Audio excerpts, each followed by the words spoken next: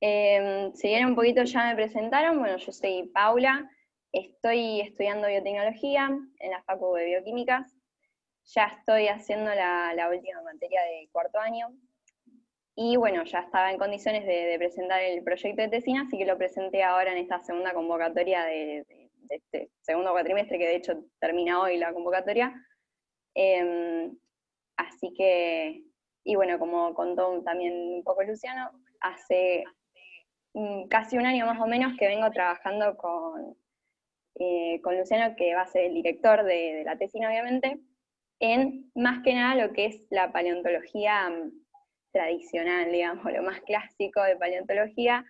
Eh, y bueno, y si bien él estuvo enseñándome varias otras enfoques más modernos, cuando llegó el momento de hacer el plan de la tesina, obviamente esto sigue siendo una tesina de biotecnología, entonces la idea era aplicar algunas técnicas que más o menos nosotros vemos en la cursada para el estudio de la paleontología. Así que, bueno, así es donde comenzamos con esta tesina, que el título es Análisis filogenético de Morenelaphus. Morenelaphus es una especie de la familia Cervidae, un ciervo del Pleistoceno tardío, más o menos, por lo menos para el trabajo de esta tesina, de unos 30.000 años. Y lo que se va a hacer es el análisis de filogenia por secuenciación de nueva generación. Un poco para meterlos en el contexto, la sistemática de ciervos, es decir, digamos, la clasificación de las especies de ciervo, siempre se basó en las astas.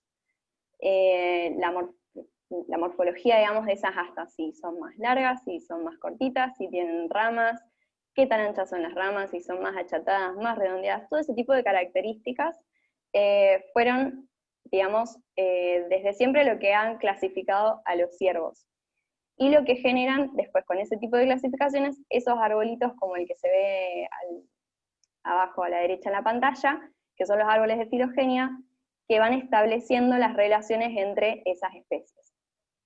Algunos trabajos un poco más modernos intentaron también incorporar lo que es la forma del cráneo y de los dientes de ciervo, pero bueno, por ahora siempre la sistemática se basa en las astas. Por otro lado, tenemos lo que es la biología molecular. Las técnicas de biología molecular, como sabemos, se están aplicando ampliamente en un montón de ramas de las ciencias de la vida. Por ejemplo, en la medicina se utiliza diariamente, pero en paleontología todavía como que la biología molecular no tomó mucho vuelo. Sin embargo, hay algunos investigadores, como el ejemplo que pongo ahí en la diapositiva, donde en ese trabajo lo que presentaron fue eh, les explico un poquito. Los gliptodontes son otro tipo de mamífero del Pleistoceno muy característico de la región, que desde siempre se pensó que eran hermanos de los armadillos.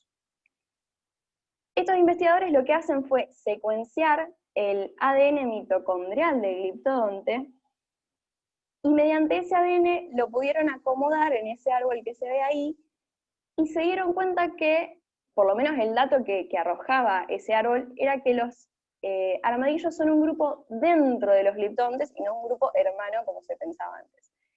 Entonces, digamos, lo que por lo menos presenta la biología molecular en este caso es que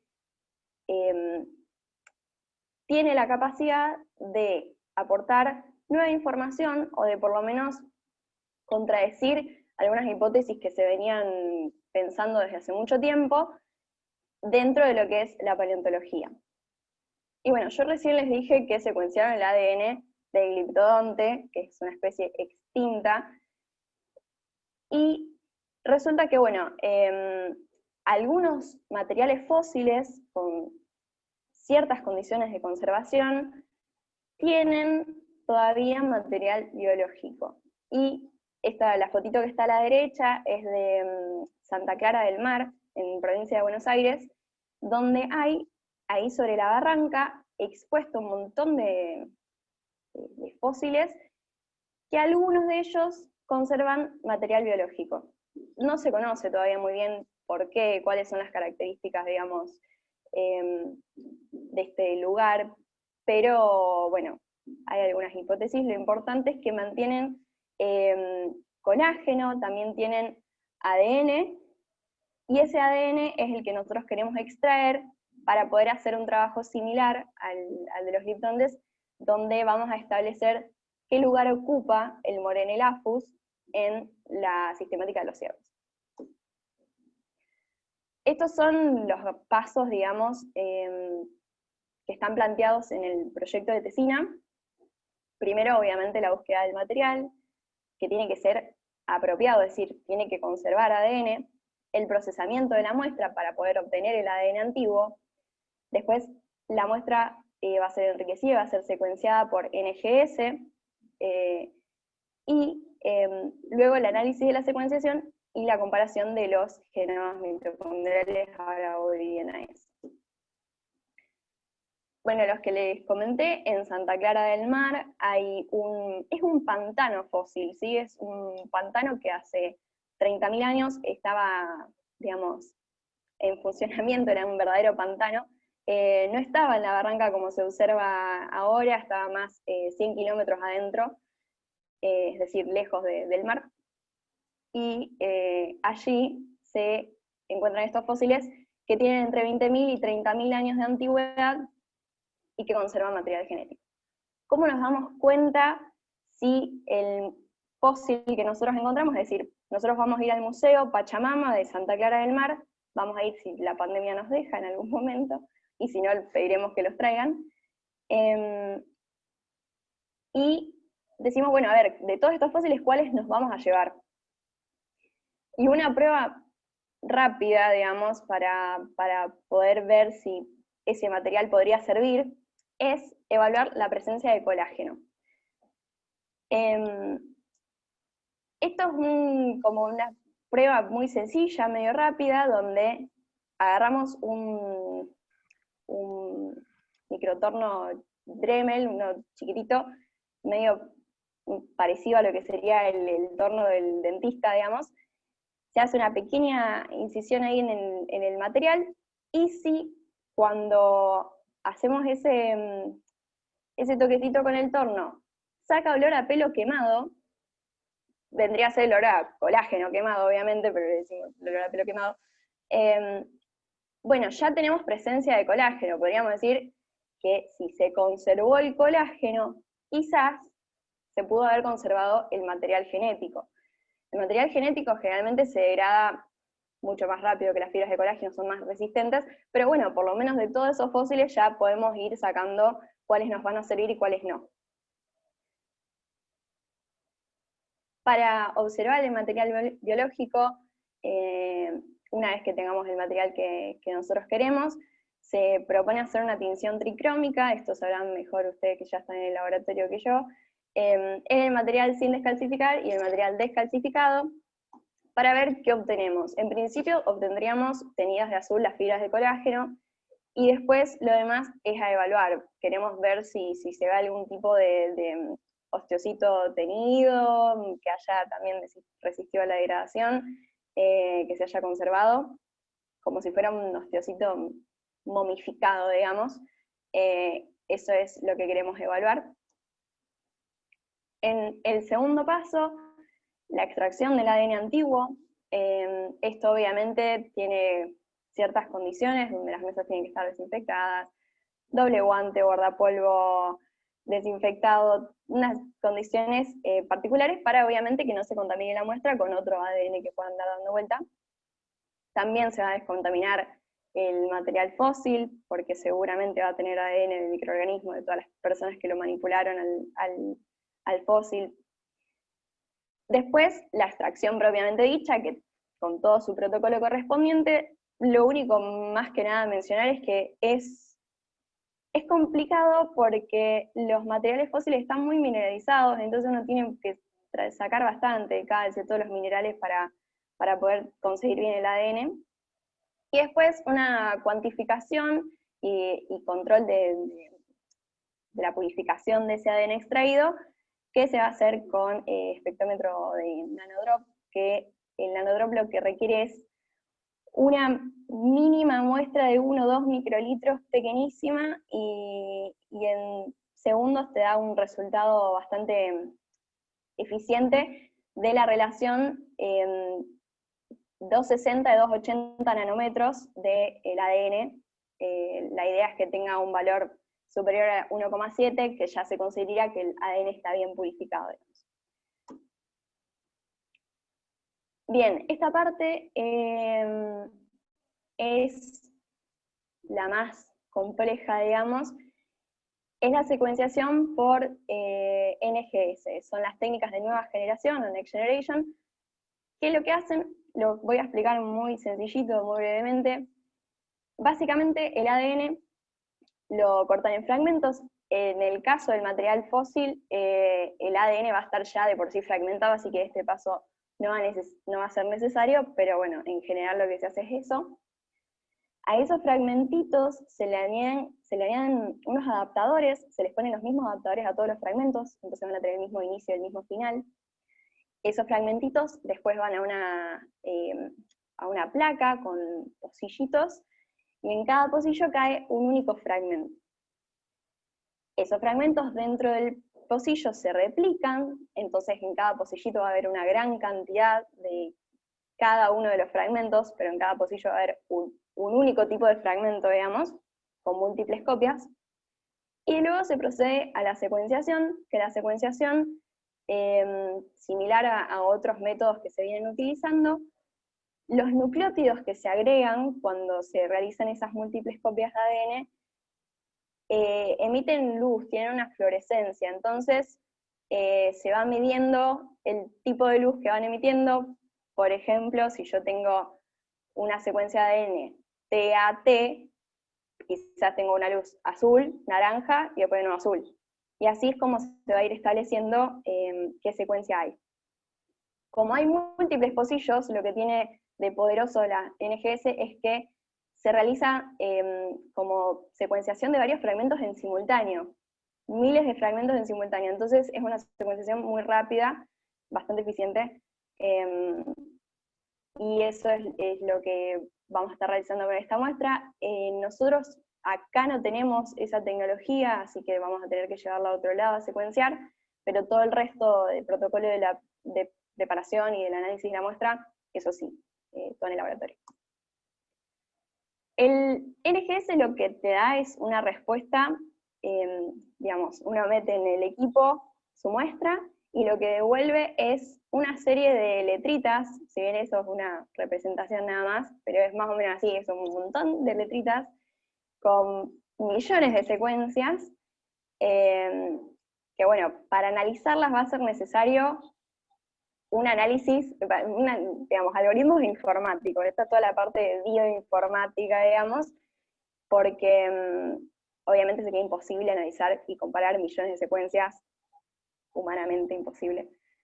Entonces, lo que hacemos es, primero hay que limpiar bien esa secuencia, porque el NGS te devuelve todo lo que secuenció, te devuelve incluso esos inicios y finales que le agrega el mismo procedimiento, también lo secuencia. Por ejemplo, muchas veces se añade biotina al inicio y al final del fragmento, entonces yo, por ejemplo, le digo a mi algoritmo que elimine la secuencia de biotina, donde encuentre partes similares, las vaya borrando, porque eso a mí no me va a servir. Otra cosa también es ADN humano, porque la muestra puede estar contaminada, entonces yo le voy a decir al programa, ok, estas son las secuencias más comunes del ADN humano, también bórramelas porque eso es contaminante. Y así, para limpiar bien esas secuencias, luego linealizarlas y generar una secuencia de ADN que sea consenso de todas esas secuencias, es decir, como un promedio de la secuencia, de todas las posibles, como hacerme un promedio para yo obtener una única secuencia que va a ser la secuencia del ADN mitocondrial del Morel-Lafus. Así que toda esa parte es bioinformática. Después, para construir el árbol, yo tengo esa secuencia de Morel-Lafus, pero voy a necesitar otras de las otras especies para ir estableciendo las relaciones. Como lamentablemente no hay otros trabajos de ADN fósil de ciervo, no hay las bases de datos, yo no voy a encontrar otros ciervos fósiles, otros ciervos extintos, entonces con lo que voy a construir el árbol va a ser con secuencias de ciervos actuales. Entonces, bueno, vamos a las bases de datos, voy a utilizar las secuencias que me sirvan para construir algo parecido a eso es solamente de ejemplo, ¿no? Pero el arbolito, digamos, y lo que quería destacar más que nada de acá es que uno necesita generar como un grupito interno y un grupo externo, se llama, donde el grupo interno van a ser todos esos ciervos modernos que yo voy a buscar en las bases de datos y la secuencia de Morel-Lafus. Y el grupo externo es alguna especie que, si bien esté más o menos emparentada, sea otra cosa, no sea un ciervo. Acá, por ejemplo, utilizan ecus, los caballos, cosa de que el algoritmo que luego hace el árbol permita como diferenciar, ok, yo acá tengo caballo y acá tengo ciervo, y después los ciervos sí los va a comparar entre ellos, pero como que enraizás el árbol desde ahí. Para mi tesina en particular vamos a usar Lama guanicoe, que es un tipo de llama, que si bien es un artedáctilo, tiene eso en similar, no es un ciervo. Y después sí, todo el grupo interno va a ser las relaciones entre los ciervos. Hay varios enfoques, varios algoritmos, digamos, para hacer este tipo de árboles. En el caso de la tesina se va a utilizar dos enfoques. Uno es el análisis bayesiano, que el análisis bayesiano hace, digamos, analiza qué probabilidad hay de un cambio evolutivo a otro. Entonces, bueno, como yo le voy a estar dando secuencias de ADN, me va a decir, ok, ¿qué probabilidad hay de que, por ejemplo, una adenina mute a timina? O de que mute a citosina. Y evalúa, digamos, hace un análisis estadístico de qué tan probable es ese cambio en el ADN. Esto está bueno porque permite, obviamente, no solamente relacionar esas especies, que tan emparentadas están, sino también te permite, los programas te permiten agregar como un reloj molecular, que lo que dice es no solamente qué tan cerca está una especie de otra, sino qué tanto tiempo podría haber tomado pasar de una especie a la otra. Si yo tengo muchísimas mutaciones de una especie a una especie Y, van a estar muchísimo más lejos en el tiempo probablemente, y yo tengo una especie A o una especie B que tienen pocas mutaciones muy probables, bastante sencillas, digamos, van a estar mucho más cerca en la cronología. Así que ese es uno de los enfoques. El otro es el de máxima parsimonia. La máxima parsimonia crea un árbol con el menor número de pasos entre una especie y la otra, digamos. Sería algo similar al principio anterior, pero no analiza la probabilidad, analiza simplemente que los árboles sean como más cortos, los pasos más fáciles, por así decirlo. Así que bueno, se van a hacer los dos, en los trabajos de filogenia en general se realizan por ahí varios algoritmos y después se compara un poco, pero es para tener un análisis más completo y después, bueno, evaluaremos por ahí cuál tiene más fuerza que otro, o simplemente se dejan los dos establecidos. Y eso es todo, así que hasta ahí estamos con la presentación.